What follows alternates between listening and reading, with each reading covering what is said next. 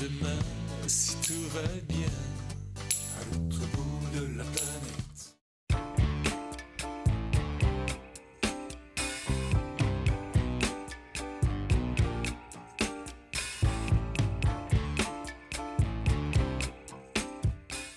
Je suis avec Loïc, donc nous allons profiter pour monter un spoiler, monter un autre panneau solaire. Tout à fait. Et faire ce montage de cellules lithium dans le fond Vendôme Paulette. Et donc Loïc, quelles sont les problématiques qu'il peut y avoir quand on monte des cellules dans un fourgon ou un camping-car déjà aménagé? Alors la première des problématiques, c'est déjà la compatibilité de ce genre de technologie lithium avec ce qu'on appelle en fait les blocs électroniques qui équipent les camping-cars et les fourgons par les constructeurs type donc celui qui vient d'être cité, Fond Vendôme et autres. Difficulté qu'on a eu avec Vladimir de trouver quelle était réellement cette carte et si on avait un souci ou pas de couplage, notamment avec la batterie porteur lorsqu'on roule, puisque c'est ça le principal problème. Et puis le deuxième équipement de charge qui est mis systématiquement sur ces véhicules-là, c'est le chargeur terrestre qui est en bas.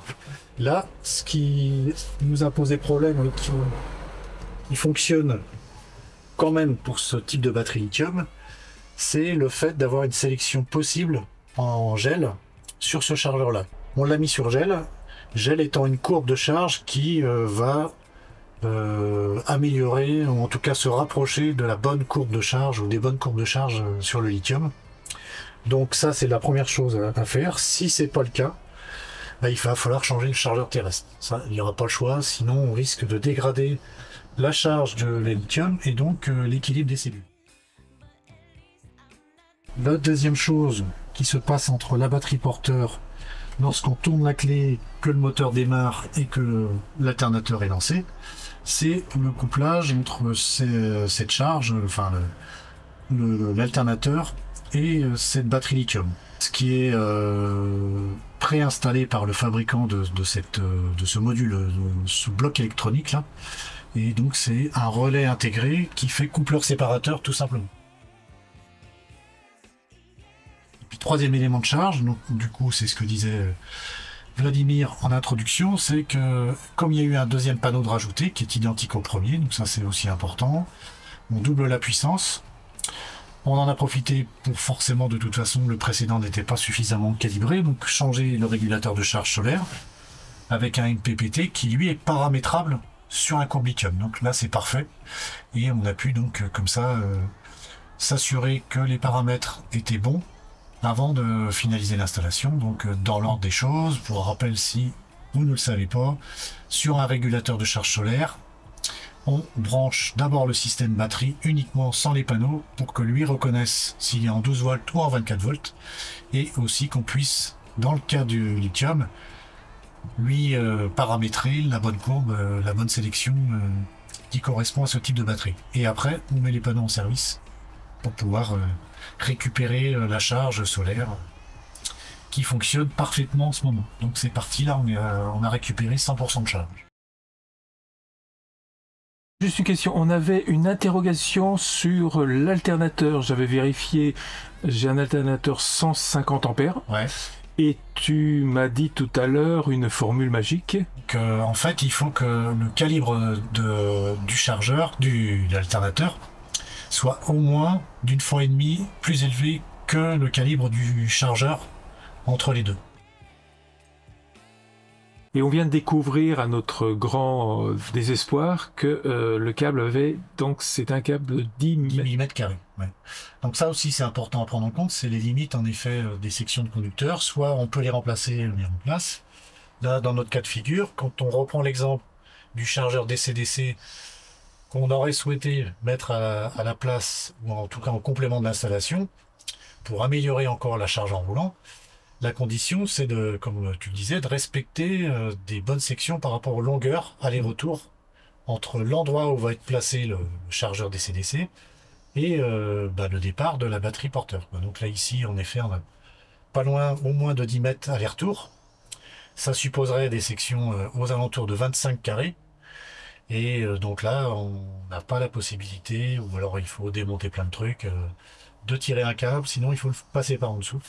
Et donc avec le 10 mm² en place, c'est la limite aussi qui nous impose le choix du chargeur, qui va être de très faible intensité du coup, et qui, quand on voit les essais, n'est pas nécessaire.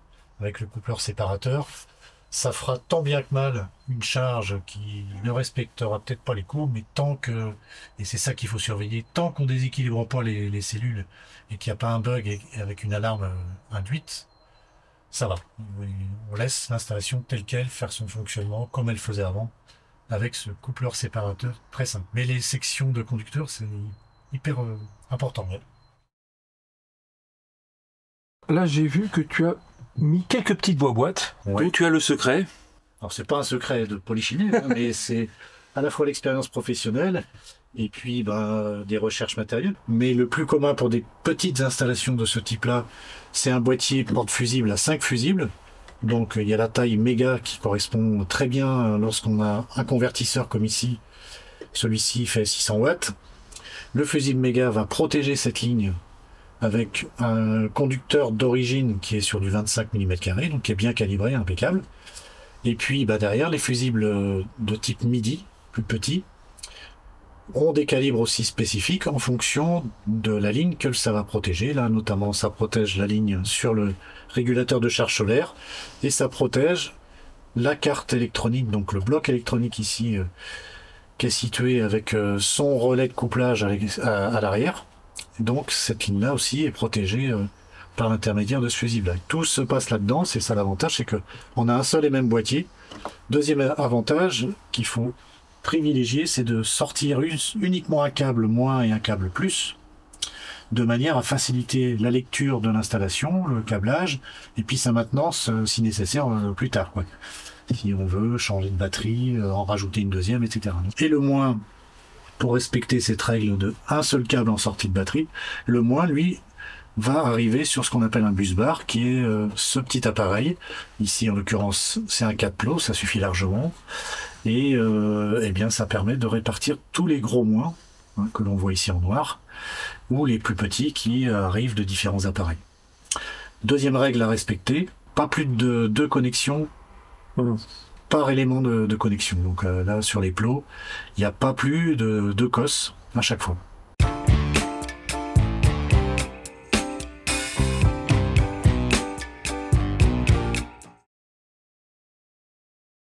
Tu proposes différents suivis, est-ce que j'ai pu voir? Tu proposes de l'aide comme on... De service, voilà. Et... de l'installation, partielle ou complémentaire, ou totale, donc à 0. De l'accompagnement à distance.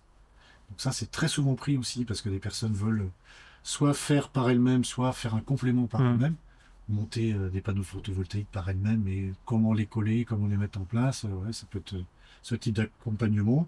Et donc le troisième service qui lui est de la vente à distance aussi par le biais du site internet, soit du standard, soit du sur-mesure, de dossiers de câblage qui permettent aussi pour les personnes qui veulent toujours faire par elles-mêmes, d'avoir quelque chose de pro, de concret et d'utilisable pour faire du câblage conforme à la fois aux normes et à la fois au savoir-faire professionnel. Et à la sécurité. La sécu, sans oublier la sécu. Ah ouais. On devrait mettre en premier. Super. Voilà, voilà. Merci beaucoup. À votre service. À bientôt. À bientôt. Ciao, ciao. Salut. J'irai demain si tout va bien.